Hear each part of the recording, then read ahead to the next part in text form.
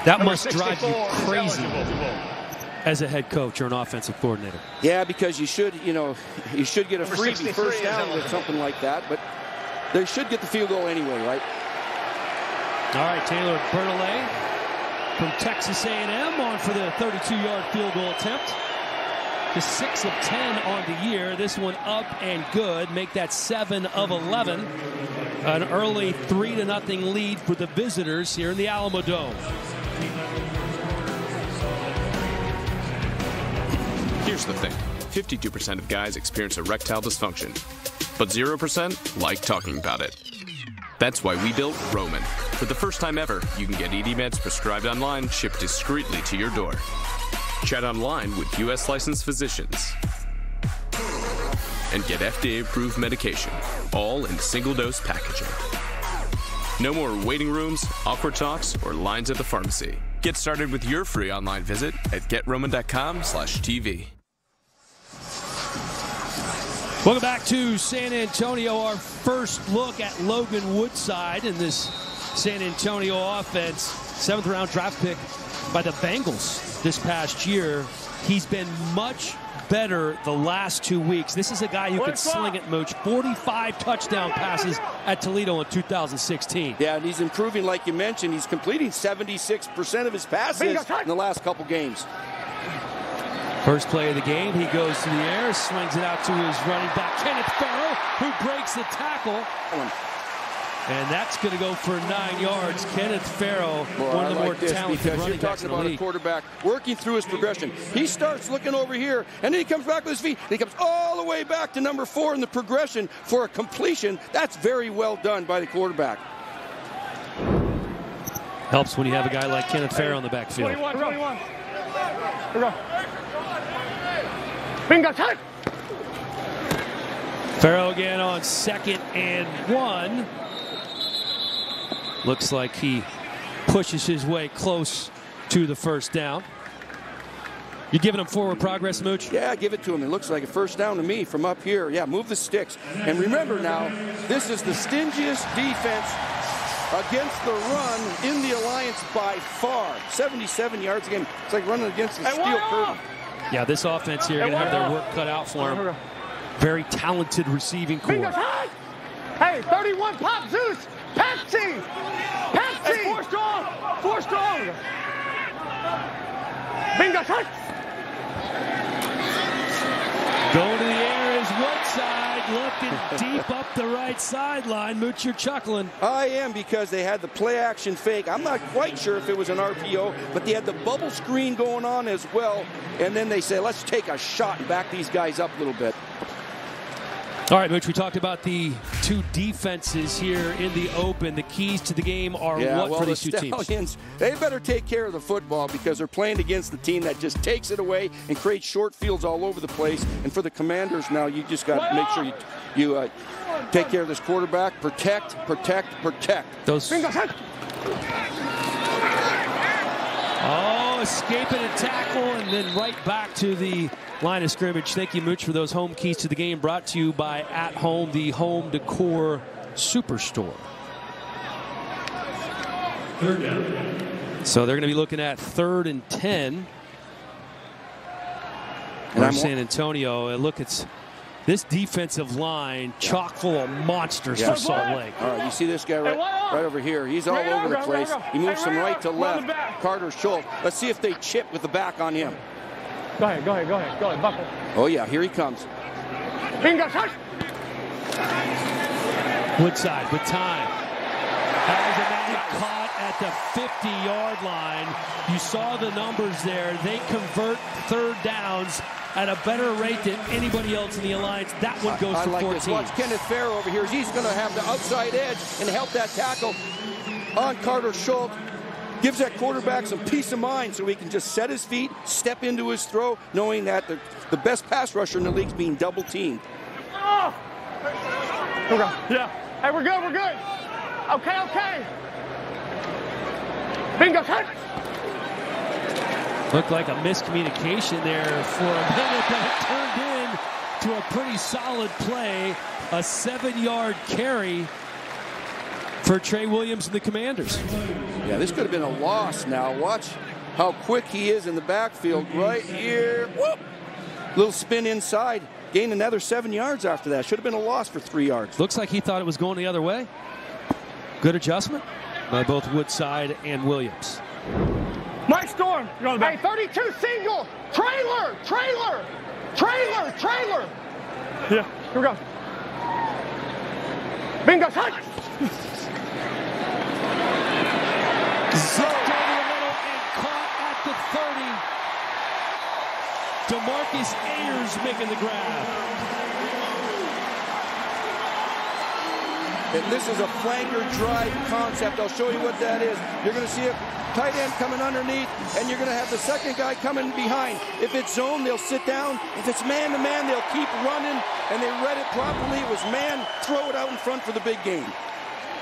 24-yard pickup for the slot receiver DeMarcus Ayers. Go left. We're going to go. Sets up first down to 21. Bingo. Touch. Fakes to Farrell, and then Woodside falls right at the line of scrimmage. They don't do a lot of this zone read stuff, okay? But every now and then, Logan Woodside will pull it out. He'll read that outside defender, and if he settles, he'll hand the ball off with the inside zone play. And if he squeezes on the back, he'll pull that thing out like Cam Newton.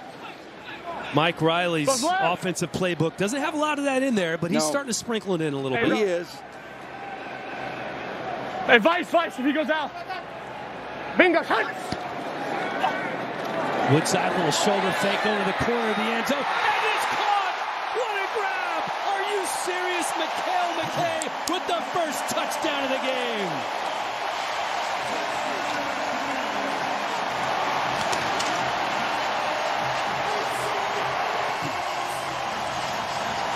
Mikhail McKay, one of the best receivers in this is called a sluggo. It's a slant and go. Watch this. Make corner bite and go up and catch that 50-50 ball. He's 6'3", 6'2", 6'3". He's got some height. He can go up and get it. Boy, touchdown. Commanders, well done.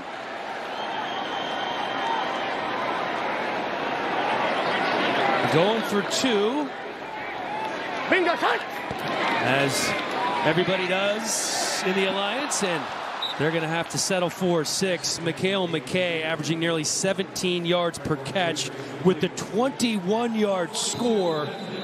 What a grab, a defender all over him. You can see the talent from Mikhail McKay, the leading receiver on this team, making it look easy. Your resume shows that you have a lot of experience. Yes, mostly driving a bull dizzer. Bull dizzer? For 7 years now. 7.5, actually. Here at Topgolf, the grass is greener on our side of the fence. But you guys don't have grass. True, but we have buckets of beer instead of buckets of balls. You like that? And our high-tech tee-offs let you know exactly how far you hit your 7-iron. So I can bring my own clubs. How else are you going to beat your buddy Dave? Now tuck your shirt in and put your spikes on. I'm kidding. In fact, go nuts.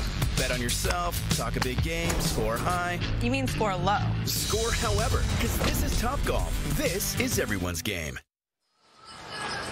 Welcome back to the Alamo Dome in San Antonio. Thank you to Wheels Up for providing us with the sky cam tonight. Not one, but two. The best angle in the stadium. Look at Mikhail McKay, who just put San Antonio up with a tremendous 21-yard touchdown catch. One day. 180. What's that? Woodrum, quick throw, ball inside or out past the 30-yard line. That was Terrell Newby making the catch. Injury report now with Jason. Jason, what do you have? That's right. Well, linebacker Nick Temple, who left earlier in this quarter, he is good to go and will be coming back on the field momentarily. However, Joel Lanning, number 57, he's questionable to return with a shoulder injury. So I'll keep an eye on that as things develop. Already undermanned in the secondary. That would be a big hit to the linebacking core for San Antonio. Salt Lake keeping it on the ground. Teron Ward tripped up. Nice defensive play made in the backfield.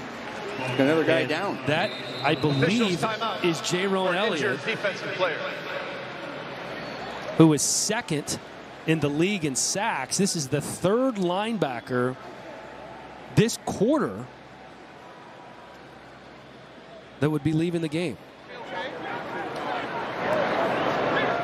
You know, Jim Grobe, the defense coordinator, was telling us that they have 8 linebackers on the roster active, and they play them all. They play them all because they all have something to contribute.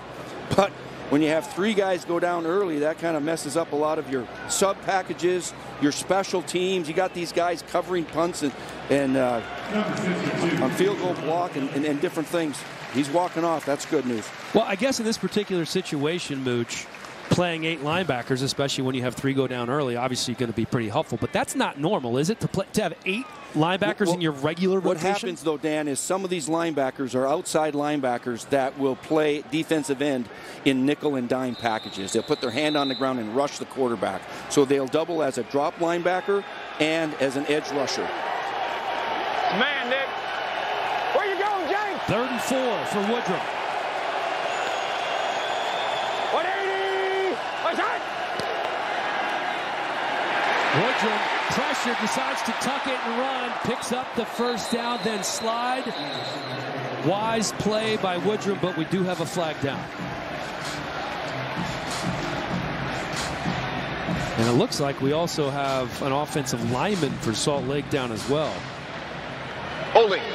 Offense number 67. 10 yards from the previous spot. Repeat 3rd down. So the penalty called on center, Officials Jake timeout. Bennett. For an injured offensive player. And we will decipher who is down here momentarily. And that looks like Nick Callender, who's missed a couple of games this season already. He had Leon Johnson at right tackle, but here's the right side of your screen. You can see it. Oh, okay. Defender that was rushing ran in the back of his legs. You know, you see, here's one of the things I've noticed, all right? In college, all of these offensive linemen are wearing knee braces, okay? All of them, pretty much, all right? When they get to the NFL or they get to the Alliance, they seem to take those knee braces off because they want to play faster, be more athletic. But that's interesting to me that right after college, hey, the knee braces come off, and I'm going to just try to play fast without them. Mooch, I've never noticed that before. You're absolutely right. As you look at every offensive lineman in that huddle, there isn't one that's wearing a knee brace. Clearly flat. 3rd and forever. Teron Ward in the backfield with Woodrum. You got to be careful with the ball here. 180. What's that? They dump it off to Guanyo, but Guanyo drops it. And the Stallions going to be forced to punt deep in their own territory. I like that decision by Josh Woodrum. Now you got 3rd and forever. Why force the ball down the field against a defense that takes the ball away for breakfast, all right? So check it down. You got to hang on to this ball now. I don't know if nobody touched them. But anyway, we're going to punt. First drive, they went down and kicked the field goal. Second drive, punt. Is this Greg Ward back here? Austin Rico going to be punting, and man, yeah, Greg Ward is dangerous. 79 punt return for a touchdown last week, averaging 16 yards per punt return. That is tops in the Alliance. Monday on NFL Network, check out what critics have called the best morning show on sports television and legit entertaining. That's Good Morning Football. Monday at 7, only on NFL Network. I love that show. Great show, Mooch. It's the way you want to start your Monday through Friday. Wakes me up with my coffee. And weekend GMFB as well during the season. Look at Woodrum, and it's interesting. You look at this Salt Lake team in general at 2-4. I think the consensus across the league, Mooch, is that they're much better than their record. They are, and they're getting better. Getting better after losing a close game to San Diego. Came back strong last week and looked good.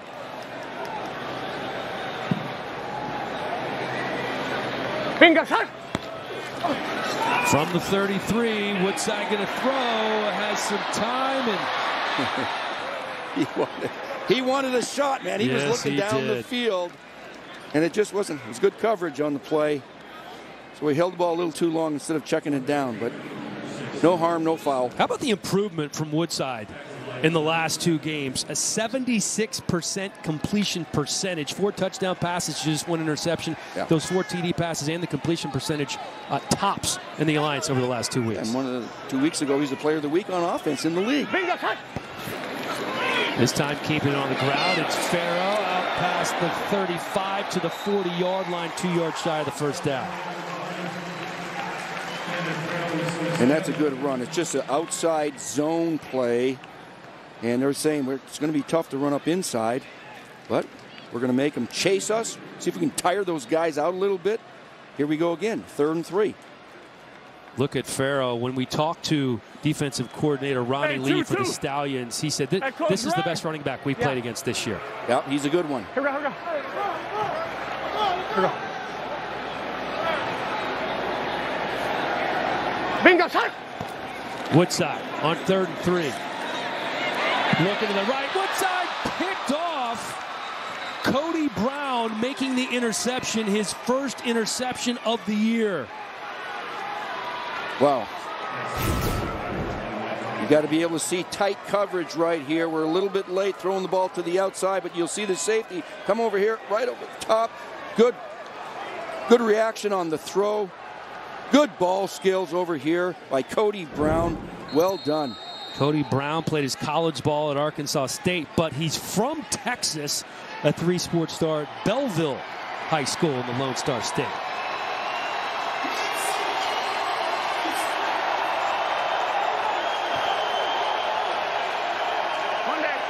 See the turnover differential, not good for Salt Lake so far this season. Perhaps that changes today. Taking a shot down the middle. DeMornay Pearson out inside the 30.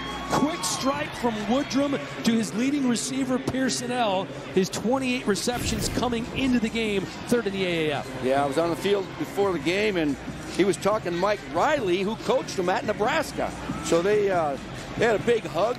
Respect the heck out of each other, but Pearsonell, man, he's having a heck of a season, over 300 yards in receptions. 28-yard pickup there for Pearsonell. 180. This time, ball's on the ground. Guanyo very lucky that he fell on it. Kind of bounced right back into his arms. Jeez. And that can't happen this late in the season now. You got to be good with quarterback-center exchange. You got to be good with handing the ball off. Your mesh with every back's got to be right. Kind of squirted right out of there. Officials timeout for an injured offensive player. Now the injury bug biting hard here as we have an officials timeout for an injured player. Look at Dennis Erickson there. How about this? Saying what happened on the exchange, man? In terms of the 7 degrees of separation, Dennis Erickson and Mike Riley go way back. Erickson replaced Riley at Oregon State when Riley left for the Chargers, right? Yep.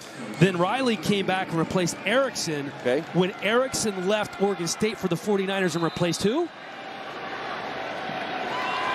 Riley and Erickson. No, who did Erickson replace for the 49ers? Erickson replaced Mooch. That's what I'm talking about, Mooch. Yeah, he replaced Mooch. Are you kidding me? These two guys have coached against each other many times. 6 different times they've coached against each other. Expired before the ball was snapped.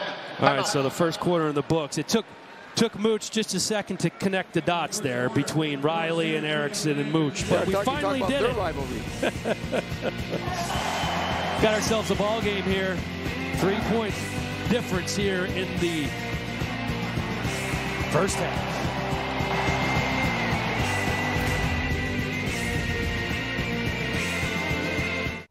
They can't stop us. They can judge or dismiss us, but we'll come back. Because you can't stop pride or power. You can't stop speed or spirit. You can't stop genius or passion. Or you can't stop coming together, anticipating, celebrating. You can't stop the players. You can't stop the places. You can't stop Sunday or Saturday. You can't stop football, and they can't stop us. It's the Alliance of American Football.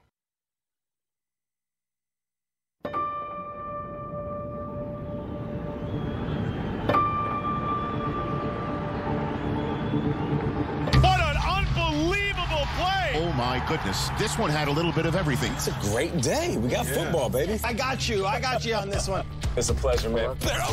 I like that. He makes big plays. What this guy brings is hope. What does he need to do to win it? That's priceless. You can't get that from a lot of people. Ready? I'm ready to go. He was a can't-miss football player. I'm coming hard. The guy has been able to do it all. Can we talk football? The NFL draft is officially open. Which team gets it right tonight? Bang! What a catch! It is all on the line. The Patriots have won their 6th Super Bowl title.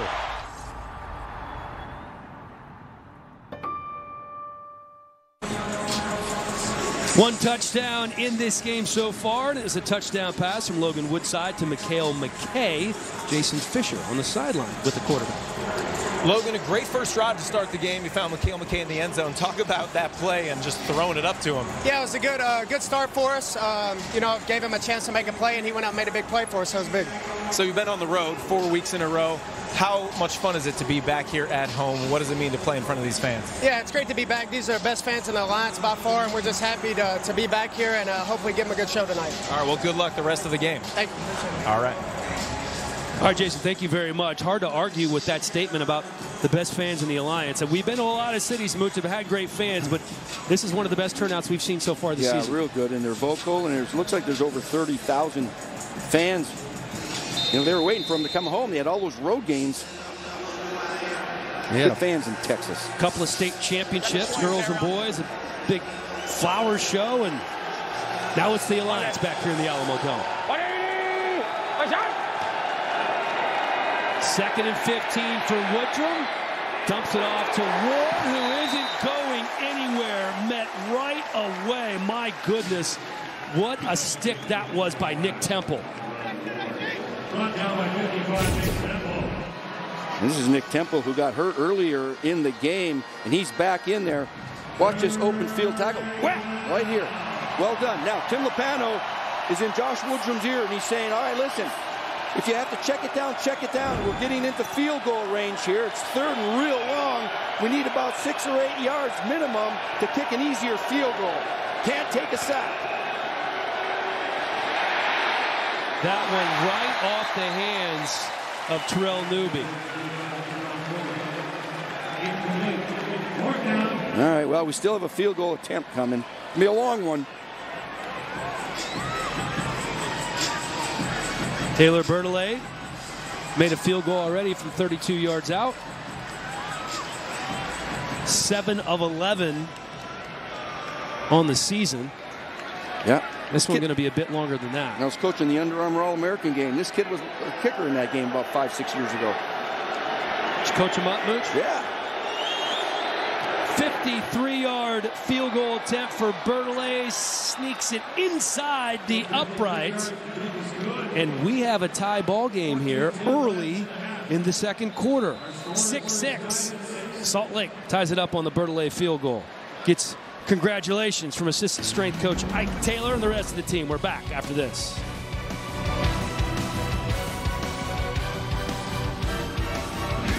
There are places in this world that bring things back. On April 5th. That cat was dead. Church? Based on a novel by Stephen King. I know what you're thinking of doing, but then don't come back the same. Daddy. The author of It and The Shining. Sometimes dead is better. Pet Cemetery, directed by Kevin Kolsch and Dennis Widmeyer. For the first time in the history of pro sports, here's the app as fast as every player in the game. The Alliance app delivers revolutionary technology, real-time play-by-play gaming, instant interactivity. Truly a game changer. Get the Alliance app today. Live predictive gaming at full speed. Call the plays. Unprecedented and at your fingertips. Available on the App Store and Google Play. The Alliance of American Football app available right now in both the Google and Apple stores. Download it now and enjoy. See what San Antonio can do now on offense with things all tied up. Bingo shot. They're going to keep it on the ground here, and there's some room. A 9-yard pickup for the speedy Trey Williams. Goes about 5'7", 200. He can scoot, Mooch. He really can. And you know about this Commanders offense, the last 2 games now, they've been starting really fast. They scored 26 points in each of the last 2 games before halftime. But right now, they're running into us. Real solid defense with the Stallions. Okay, okay. Okay, okay. Bingo. It's Williams again, trying to find some room around the right side, and he is closed on quickly. Greer Martini, the man who met him there before he was able to pick up the first down. Yeah, those are good run fits on this defense. They're very disciplined, man. If you have A-gap, somebody's in the A-gap, B-gap, C-gap, coming up for quarterback pitch, and all of that. They're very solid on defense with their run fits. That's why they tackle so well and don't give up many yards. And they're playing without one of their best tacklers in Gianni Paul. Has a sprained ankle, so he's down for this one. Here we go. Bingo.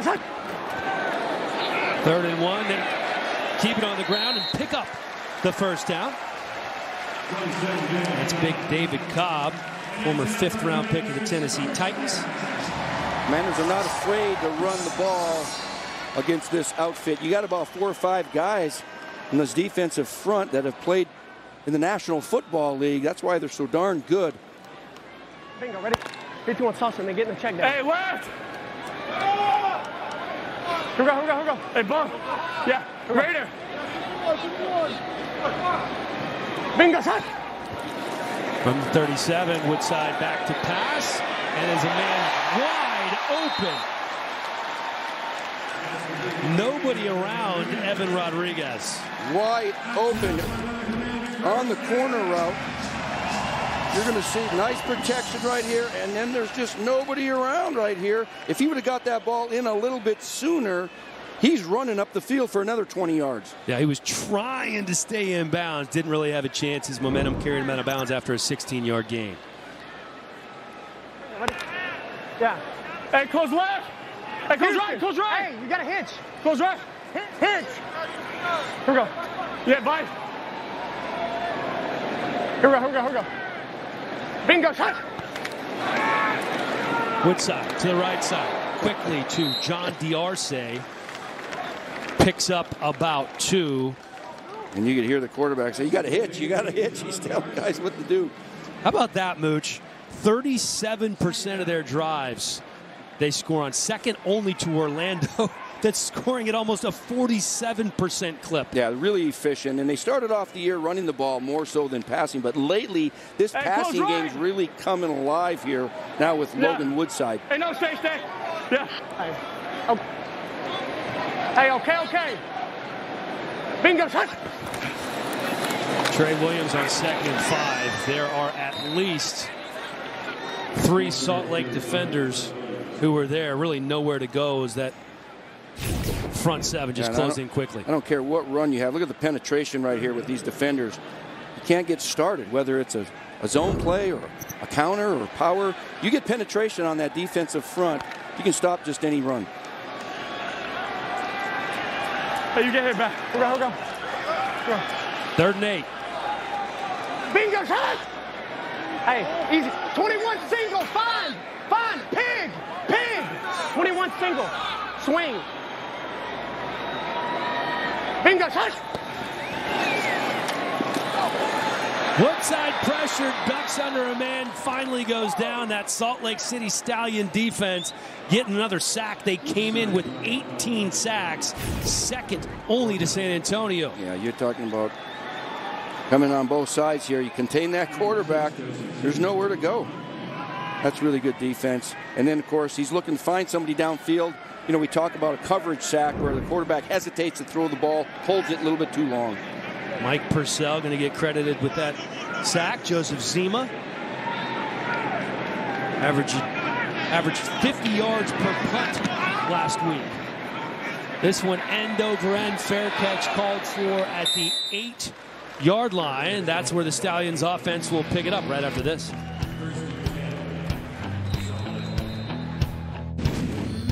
When you rent a car on Turo, you're renting from a real person. No shuttle rides, no waiting in line, and no wandering a car lot. This is better than your typical car rental. This is Turo. Download the app today. Come on, Carol! Hawaii, nice! Yeah, I'm excited. Finally earned enough rewards points. So jealous. Yeah, I can't wait to get that shave ice. What's shave ice? It's like a Hawaiian snow cone. Why not just say snow cone? I don't know, they call it shave ice. You fly to Hawaii for this. I don't go there for the ice. You saved up your reward points for ice. That's a lot of ice. Okay. Go Rewards Credit Card from Navy Federal Credit Union. Our members are the mission. In conjunction with Navy Federal Credit Union, the Alliance is proud to be staging a military seat upgrade program where families each week able to upgrade their seats on game day in recognition of their service. I wonder if that guy got upgraded. What a cool program. All right, start first and 91. Joe Zima put another punt inside the 10. He's been doing that all year.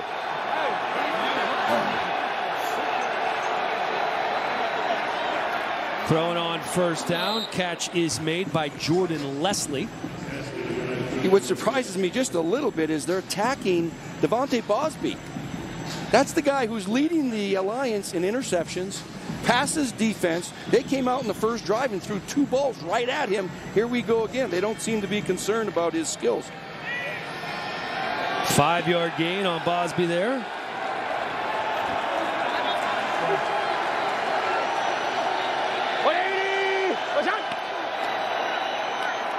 On 2nd and 5, keeping it on the ground. You can see the power from Buonio as he's close, but flags flying, punches being thrown.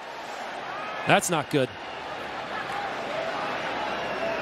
And that's Devontae Bosby, who we're just talking about.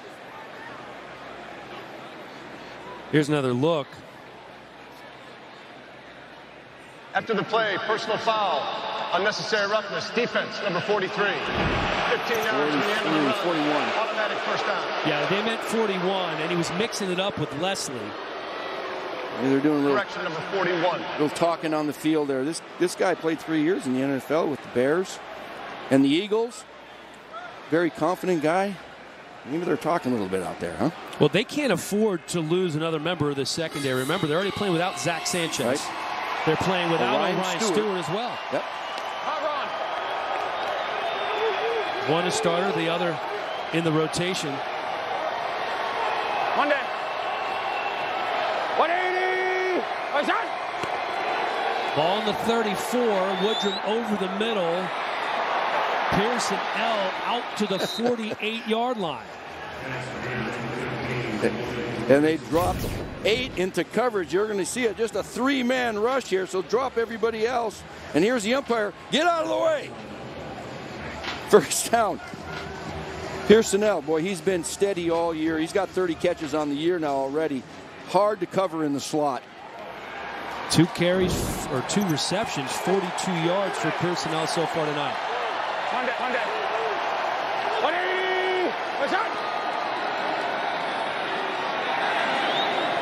Woodrum looking for Adonis Jennings along the sideline, unable to connect. And they ran a simple out and up. It was a double move. They wanted to take a shot. Illegal contact. Defense number 21. 5 yards from the previous spot. Automatic stop.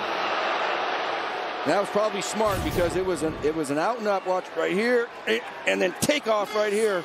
And he says, "Oh, maybe I'm beat. I guessed wrong, and I'm going to just chug him a little bit here so I don't give up a big play." That's Duke Thomas, the corner out of Texas. The 3rd penalty of the game for San Antonio. 180. Keeping it on the ground here, and there is plenty of room as Buonio picks up the first down. Yeah, nice little counter play right here. Watch the blocking here because you're going to pull the guard right here, and then tight end come around here, and away we go. It's a nice solid run. Another first down. We're moving the sticks here.